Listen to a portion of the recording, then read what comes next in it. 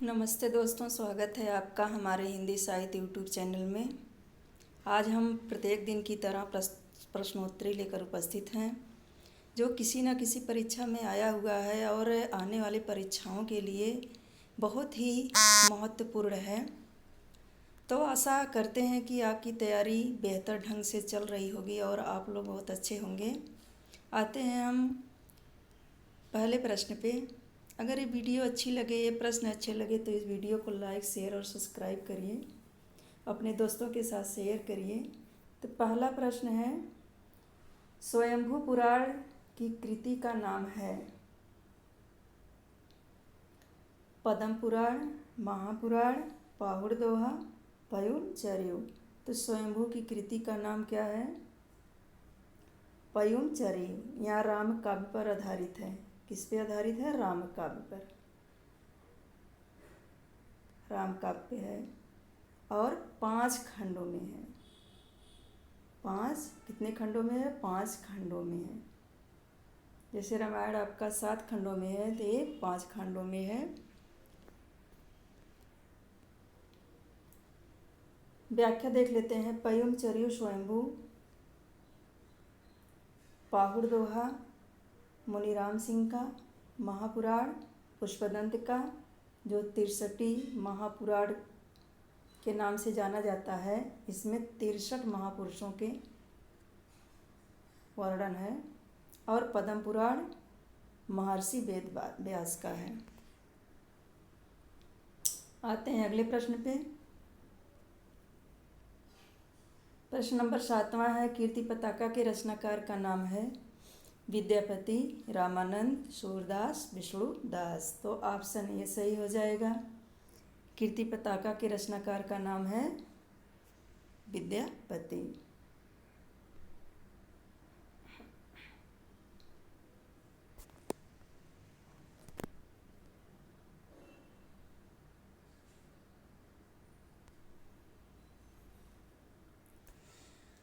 आते हैं 8वें प्रश्न पे। आदिकाल के नामकरण से संबंधित कौन सा युग में अशुद्ध है? पूछा है, अशुद्ध है। कौन सा युग में अशुद्ध है? 20 पवन काल, मिश्र बंधु पहला ही अशुद्ध है। ये मिश्र बंधु का नहीं है, महावीर प्रसाद द्विवेदी का है। महावीर प्रसाद द्विवेदी का है। सिद्ध सामंत युग राहुल शानकृत्यायन का है। संधि काल एवं चारण काल डॉक्टर राम कुमार वर्मा का है। अगर चारण काल पूछे तो ग्रियर्सन का है। वीर गाथा काल रामचंद्र शुक्ल का। तो ऑप्शन ए सही हो जाएगा।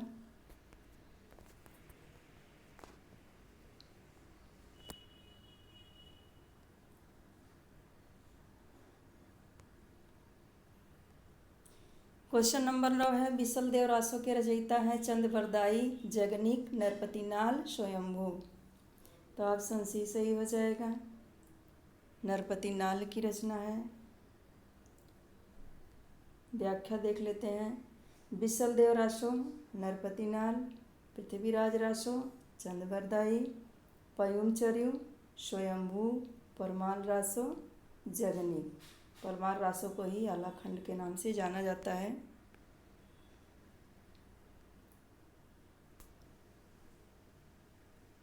अगला प्रश्न है, इनमें से एक कवि अष्टछाप में नहीं है? नहीं पूछा है। इसमें अक्सर प्रश्न गलत हो जाता है, नहीं और हाँ के अर्थ में दे नहीं पूछा है। कृष्णदास, चतुर्भुजदास, छीत स्वामी, गोविंद स्वामी। तो ऑप्शन डी सही हो जाएगा। गोविंद दास नहीं है, बल्कि क्या नाम है? गोविंद स्वामी है। गोविंद स्वामी।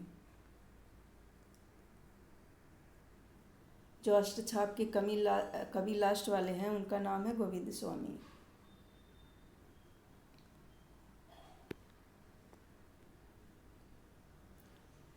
अगला प्रश्न है, देशिल बैना सब जन मिठा ते तैसन जप्यों और हट्टा। यह पंक्ति किस कवि की है? कबीरदास, विद्यापति, अमीर खुसरो, मलिक मोहम्मद जायसी। तो ऑप्शन बी सही हो जाएगा। यह पंक्ति जो है विद्यापति की है और पदावली से ली गई है। पदावली इनकी बहुत महत्वपूर्ण रचना है और पदावली से ही इनको उपलब्धि प्राप्त हुई है हिंदी साहित्य में। देख लेते हैं, कुछ पंक्तियां हैं।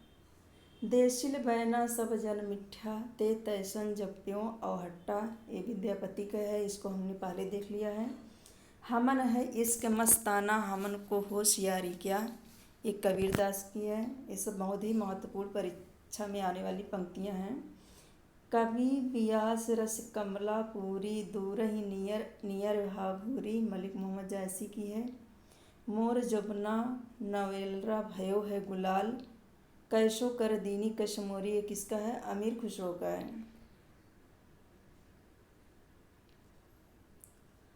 क्वेश्चन नंबर 12 है, हिंदी की रस रीति परंपरा का प्रस्थान ग्रंथ है।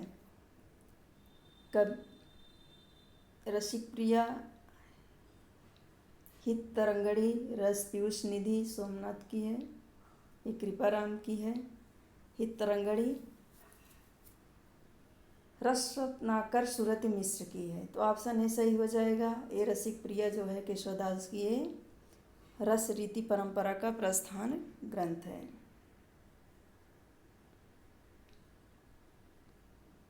व्याख्या देख लेते हैं। हिंदी की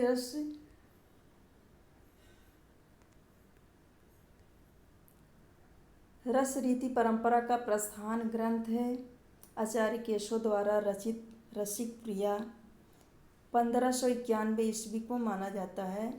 आचार्य विश्वनाथ प्रसाद मिश्र का, डॉक्टर नगेंद्र और गणपति चंद्रगुप्त आदि विद्वानों ने केशवदास को हिंदी में रीति काव्य का प्रवर्तक माना है। किसने किसने माना है? डॉक्टर नगेंद्र, विश्वनाथ प्रसाद, गणपति चंद्रगुप्त।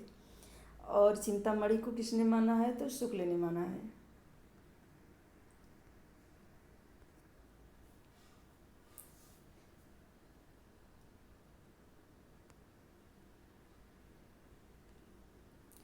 अगला प्रश्न है, माधवानल कामकंदला किसकी रचना है?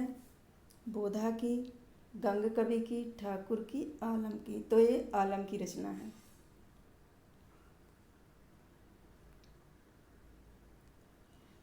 आलम केली, माधवानल कामकंदला, सुदामाचरित, श्याम सनेही आलम की रचना है। बीरा वारिस था इश्कनामा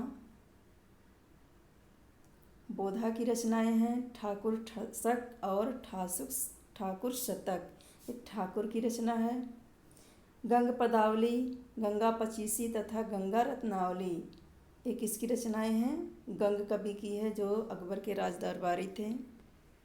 और कहा जाता है इनको हाथी के तले किसी बादशाह शासक ने कुचलवा दिया था। देव किस प्रकार के कवि हैं? अलंकारवादी, रीतिवादी, रसवादी, वक्रोक्तिवादी। तो आलम जो है देव रसवादी हैं।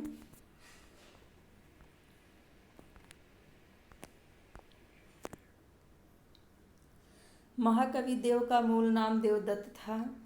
आचार्य देव एवं कवि दोनों रूपों में प्रसिद्ध हैं। देव रसवादी आचार्य हैं।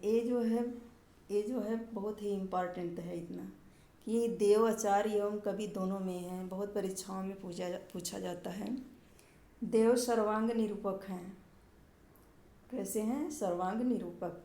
इनके काव्य का मुख्य विषय श्रृंगार है। देव की प्रमुख रचनाएं भावविलास, अष्टयाम एक इनकी है, एक है नाभादास की, एक रहीम की भी है। भवानी विलास, राग रत्नाकर, कुशल विलास, देवचरित, प्रेमचंद्रिका, जाति विलास, रस विलास, शब्द या रसायन काव्य, सुखसागर तरंग, देवमाया, प्रपंच, देवशतक, सुजान विनोद इनकी बहुत ही महत्वपूर्ण रचना है, तथा प्रेम तरंग आदि इनकी रचनाएं हैं। अगला प्रश्न है, लोग ही लागी कवित्व बनावत, मोहित मेरे कवित्व बनावत। किसकी पंक्ति है? आलम की, देव की, घनानंद की, ठाकुर की। तो ये ऑप्शन सी सही हो जाएगा, घनानंद की है। देख लेते हैं कुछ पंक्तियाँ। लोग है लागी कवित्त बनावत, मोहित मोरे कवित्त बनावत। यहाँ घनानंद की पंक्ति है। प्रेम रंग पगे जग मगे जगे जामिनी के, जौवन की ज्योति जगी जोर उमगत है। यहाँ किसका है? आलम का है।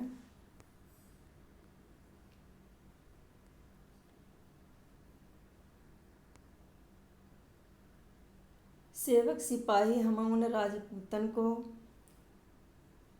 दान युद्ध जूरबे में नेकु के नमूर को। तो यह किसका है? यह बोधा का है।